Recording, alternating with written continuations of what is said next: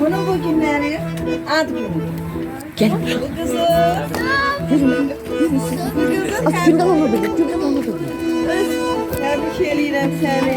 Bir 100 yaşa, sağlam yaşa, atalanan yaşa. Gel oturun yanında sen. Senin yanında, Beş senin yanında. qiymətlər al, pastayanı dərsinə.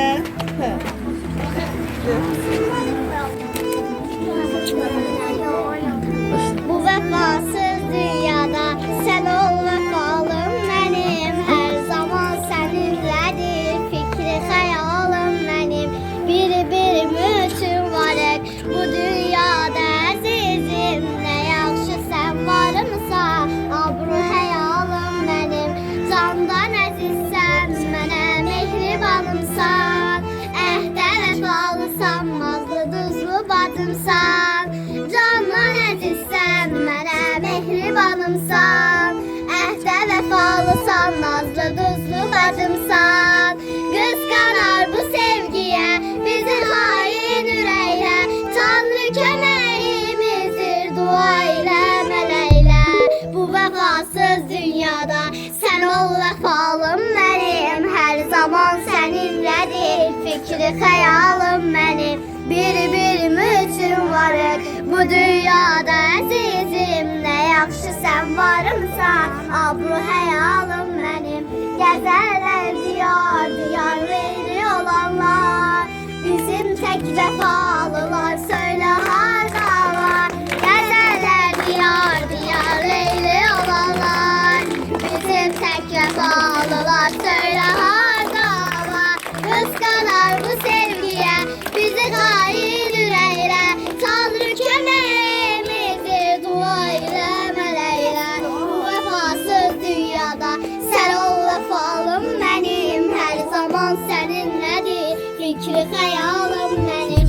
Bir üçün varıq bu dünyada əzizim. Nə yaxşı sən varımsan, abru həyalım mənim.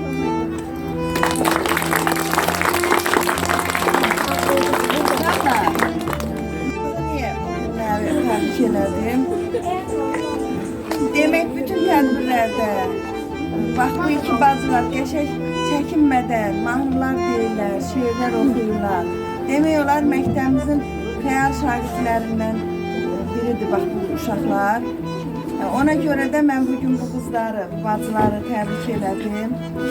O timsaldan da sizin hər birinizi ad günü keçmişləri də, ad günü olanları da, olacaqları da bütün müəllim kollektivi adından, öz adımdan təbrik edirəm.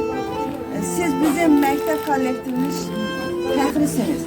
Siz məktəbin gülüsünüz, çiçəğisiniz. Amma yaxşı tərbiyənizlə, yaxşı oxumağınızla, ədəbinizlə, geyiminizlə. Bax sizdən bunu istəyirik, bunu tələb edirik.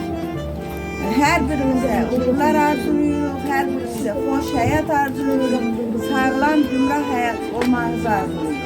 Çox sağ olun, var olun, xoşbəxt olun.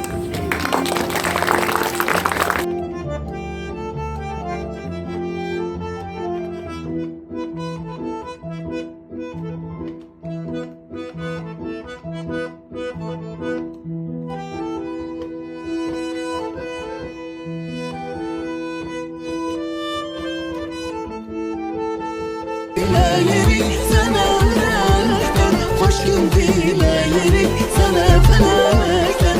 Hiç seçilmeyirsen vallah melekten. Ad günün mübarek, mübarek olsun. Mübarek olsun, mübarek olsun. Ad günün mübarek olsun. Mübarek olsun, mübarek olsun. Ad günün mübarek olsun.